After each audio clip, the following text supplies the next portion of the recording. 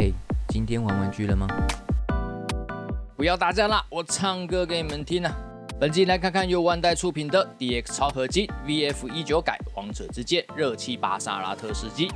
登场人作品超时空要塞7，叙述地球的超长距离宇宙移民船团去宇宙的深处找寻适合人类居住的行星时，遭遇了古代种族原始恶魔的攻击。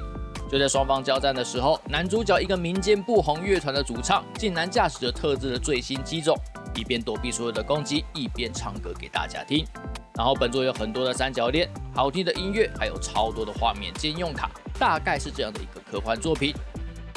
VF19 改王者之剑热气巴萨拉特世纪，这是万代这台机体目前唯一名称不一样的商品哦，以往都叫做火焰女武神啦。是当时统合军的最新锐机 VF19 王者之间的特规修改机，与后续的量产机不一样哦，整体的性能比较接近无视人命的测试机 YF19。另外操作系统也改成吉他的外形啦，方便男主角一边唱歌一边闪飞弹。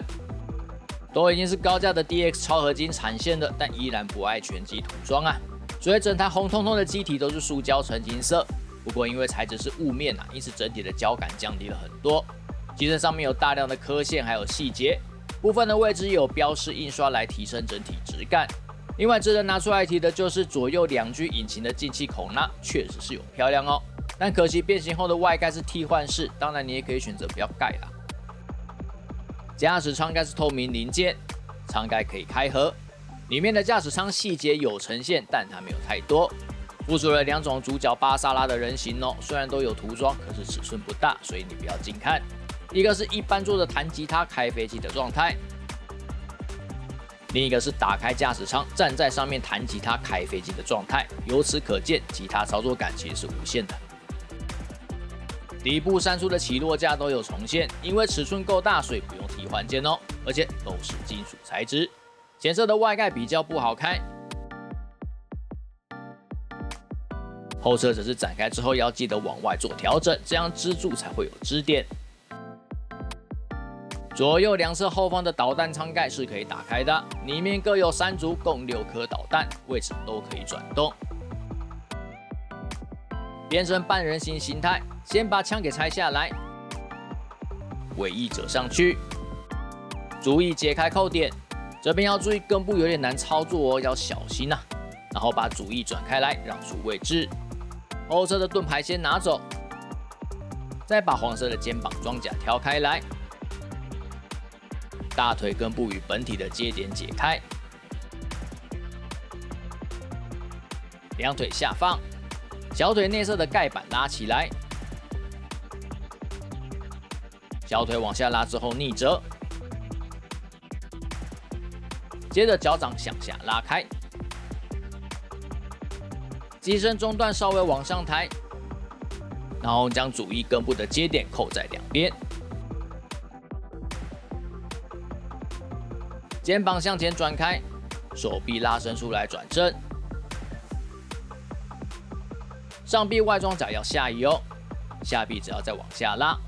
调整好肩膀装甲，然后把手手给翻出来，头部的角饰往上移，后侧舱盖翻起来，接着把盾牌装回去之后向上推，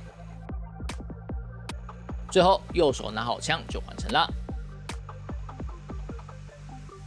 反机器人形态，超时空要塞系列女武神机体的特色之一。实际上是早期试飞的时候，因为变形不完全，意外形成的形态。在低速的状况下，还可以维持稳定性，并且保有机器人形态的双手灵活度。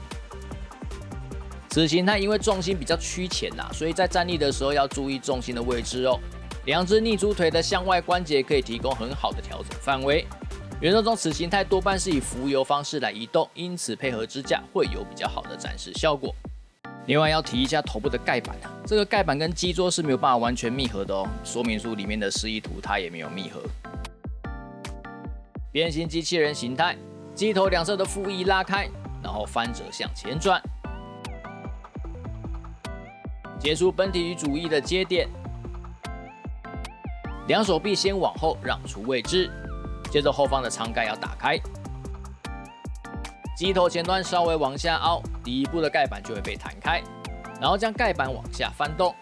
整个机头向上移动，前端机头下折与两处接点固定。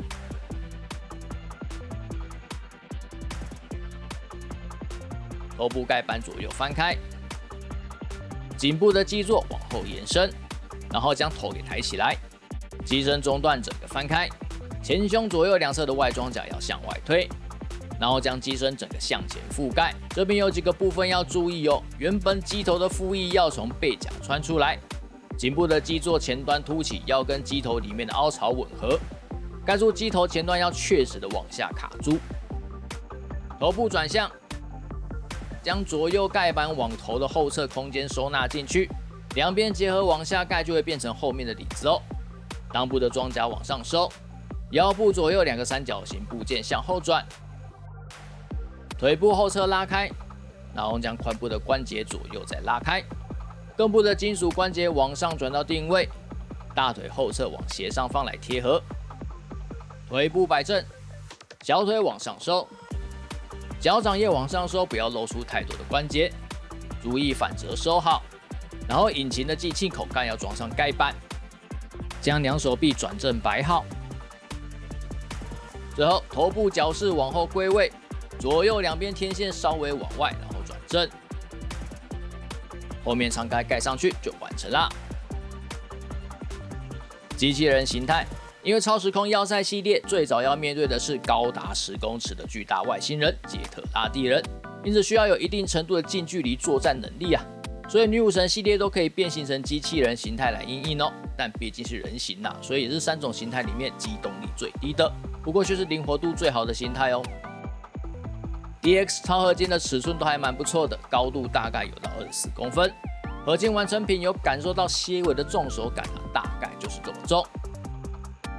对照原设定，其实原设定的机身比较饱满哦，但需要重现变形机构的话，为了保持另外2种形态的比例，因此整体比较瘦弱，这是可以接受的啦。这边同样要再提一下，头部盖板收纳变成领子之后，两侧的基座盖板依然是无法密合的哦。颈部是变形机构，仅有单方向可动，但范围不错。整体是靠头部跟颈部的球形关节。周围除了新增的后领子稍微有点干涉之外，没有其他的阻碍，因此头部的可动算是不错哦。躯干都是变形机构，但是髋部有水平转动关节哦，只是那个妨碍很多，所以幅度非常不大。手臂转动没问题，但我手上这只的左手臂超级紧。肩膀装甲是独立零件，可调范围不错，侧边跟后侧的装甲可以翻开。肩膀各部是变形机构，但只能往后，不能向前。往前只能靠手臂的球形关节才有些微的范围，水平抬举可以超过90度，上臂不可以转动，但下臂可以转动。手臂弯曲有2处关节，所以范围相当巨大。预设的持枪斗是可以参与变形的哦。另外3对造型替换手尺寸都比较大。髋关节是变形机构，后面的3角部件可以转动，所以不构成妨碍。大腿的抬举可以超过90度，但支撑不太住合金部位较多的小腿。水平抬举被造型影响甚大，莫约仅能45度。髋关节能够稍微转动大腿，但主要还是依靠膝盖上方的转轴。膝盖弯曲的幅度可以超过90度，脚踝可以向下延伸，与脚掌的连接点是球形关节，接定范围表现相当优秀。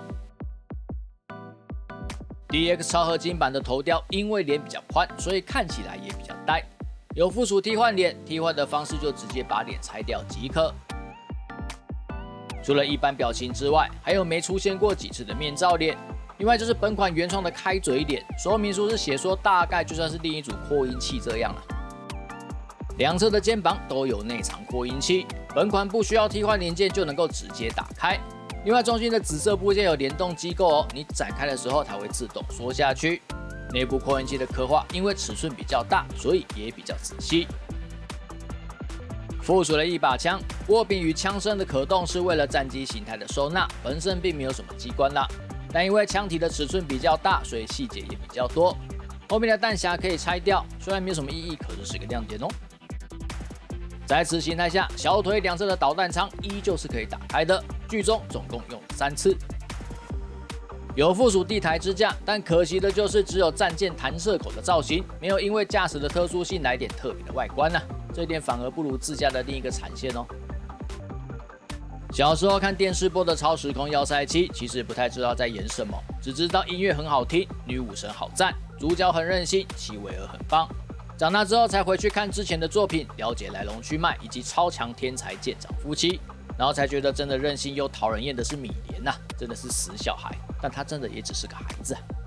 本款其实是我个人一直在等的版本，因为把玩过 DX 超合金系列的其他女武神，不过因为一直迟迟没有消息啊，所以就买了近年的组装模型版，以及去年较小比例的合金完成品，然后都买完了，这款就发表了万代理真型啊。而本款的整体表现，就我个人来说算是满意的，虽然没有全机涂装啦，但至少有个雾面处理，尺寸够大，相对的细节也就比较多，是玩得开心的。而本款还缺的一套音响推进器，看样子是魂商限定贩售啦，可恶啊！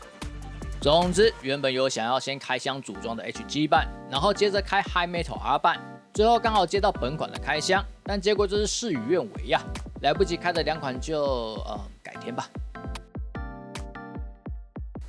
就这样，记得点赞、订阅、分享，拜拜。